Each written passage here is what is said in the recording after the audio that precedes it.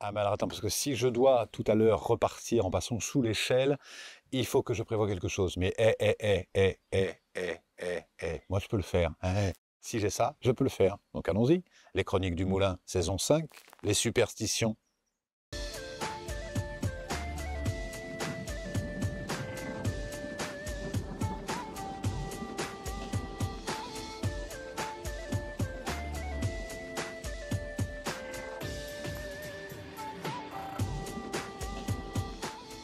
Bonjour et bienvenue pour cette nouvelle chronique du Moulin, ces chroniques hebdomadaires. Vous imaginez, on a dépassé les 250 épisodes avec vous et vous êtes de plus en plus nombreux à me suivre sur YouTube et j'en suis très, très honoré, très flatté, très fier pour évoquer ces liens et je reçois beaucoup vos commentaires aussi qui me disent ah bah oui ça m'aide au quotidien de pouvoir voilà, ça me fait réfléchir, ça m'inspire, etc. Donc merci vraiment du fond du cœur de vos témoignages que je lis ou qu'on me transmet, et ça me touche le cœur, comme j'ai à cœur toujours d'établir des liens entre le monde visible et le monde invisible, entre le monde spirituel, c'est-à-dire le monde de l'esprit, et le monde matériel, le monde de la matière, parce qu'on établit des liens en permanence, on est toujours en lien avec cette spiritualité, liée au sens, liée à une dimension plus large que notre simple dimension égotique, et en même temps, pour que cette spiritualité ne soit pas une fuite, on a besoin d'être très incarné et d'améliorer aussi nos relations au quotidien. Et là, ça me permet d'introduire cette notion de superstition, parce que souvent, il y a un peu une confusion. On va se dire, ah non, mais moi, je ne veux pas aller à ce dîner, parce que je sais que vous êtes 12 invités, je serai le 13e, pas question, je préfère rester chez moi. Attends, tu permets, je vais faire un grand détour, parce que je ne veux pas passer sous cette échelle, ou sous cet échafaudage, même si l'échafaudage, il fait 25 mètres sur 40, donc je vais faire un grand détour parce que je ne veux pas passer sous une échelle ou un échafaudage.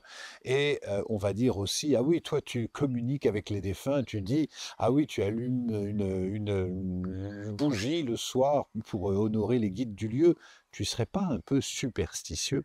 Et pour moi, c'est important d'appeler un chat, de la même façon que j'aime bien faire le lien entre être cartésien, pragmatique, scientifique, ça n'a rien à voir, et être en lien avec l'invisible ou être superstitieux, ça n'a rien à voir.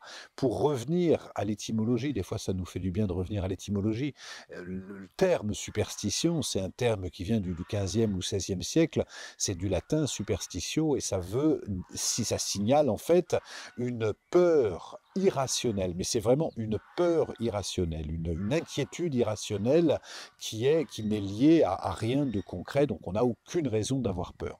Donc c'est ce qui fait par exemple qu'aujourd'hui, quelqu'un va avoir peur de passer sous une échelle, mais si on lui dit pourquoi, tu as peur de passer sous une échelle, ah bah je sais pas. Tu vas allumer une bougie avec des allumettes et non pas avec un briquet et non pas avec... Pourquoi? Ah, parce que on dit que ça porte malheur.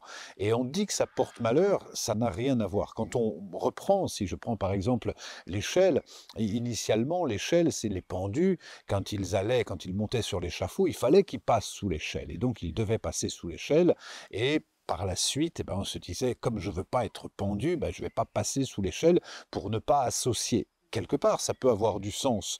Le pain, on dit, il faut toujours le mettre à l'endroit.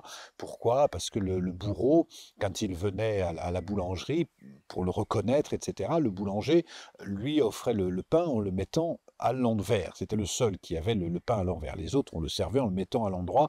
Ça permettait de reconnaître le bourreau sans le nommer, etc. Donc, y a beaucoup de raisons à ça. Et c'est quand on connaît ça, on peut tout à fait respecter ça un temps. Si jamais on a, par exemple, le respect du pain, on va laisser le pain à l'endroit. C'est pas une question de superstition. Si je prends une aile, par exemple, ou une plume, simplement, moi, les chamans, vous savez, on est beaucoup en lien avec les plumes ou les ailes, et quand j'utilise une plume pour purifier un espace, la plume, vous savez, elle est légèrement incurvée, donc elle est comme ça. Je vais jamais poser une plume dans ce sens-là. Alors on va me dire, ah, pourquoi tes superstitions? Ça n'a rien à voir avec une peur ou une superstition, ça a à voir avec le respect de l'oiseau, parce que pour les chamans, notre esprit continue à perdurer, et donc quand on utilise un tambour chamanique en peau de cerf, on travaille avec l'énergie du cerf, cerf. On pourrait se dire, ah oui, mais le cerf, il est mort et il n'est plus là. Si, pour le chaman, le cerf se prolonge dans l'énergie de la peau, du tambour, ou la chouette ou l'aigle se prolonge dans sa plume. Donc, par respect, quand je pose une plume, je la mets toujours dans le sens de son envol, c'est-à-dire incurvée de cette façon-là, la courbe comme ça, et non pas l'inverse, c'est-à-dire non pas le dos, parce que ça voudrait dire que l'oiseau est mort en volant la tête en bas, ça, c'est pas respectueux pour lui. Donc c'est quelque chose de très différent et qui peut nous ramener quelque part au sens. Pourquoi tu fais ça comme ça? Qu'est-ce qui fait que tu mets le couvert à droite? Qu'est-ce qui fait que tu mets la bougie au centre de la table?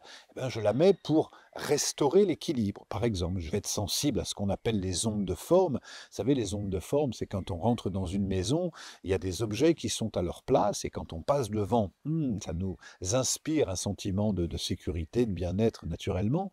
Puis il y a d'autres objets, quand on passe, vous savez, ils sont en équilibre, par exemple. Il y a un ordinateur, un portable qui est en équilibre sur le coin d'une table, ou une assiette qui est sur le coin d'une table. Faites cette expérience, vous allez voir, passer devant une, une pièce dans laquelle, une table dans laquelle il y a une assiette en décalage, et vous allez sentir, si vous êtes un petit peu subtil, un petit peu sensible, vous allez sentir une crispation dans le plexus, parce que ça vous semble pas à sa place. Donc du coup, pour honorer la place, l'équilibre et tout le feng shui des empereurs qui établit la place de chaque objet, va poser tel objet à telle place. C'est pas de la superstition. C'est pas de la superstition que de mettre, par exemple, une grenouille à l'entrée dans la place liée à la prospérité et à l'abondance dans une maison. C'est un lien avec l'invisible qui nous permet de développer notre lien avec l'invisible, notre lien pour être plus sensible, être superstitieux, ça ne veut pas dire ne pas être matérialiste. Vous voyez ce que je veux dire, hein? Donc, être superstitieux, ça veut dire qu'il y a quelque chose qu'on va refuser de faire parce que on a peur, on ne sait pas pourquoi, parce que d'autres nous ont dit que, et on ne l'a pas expérimenté par nous-mêmes.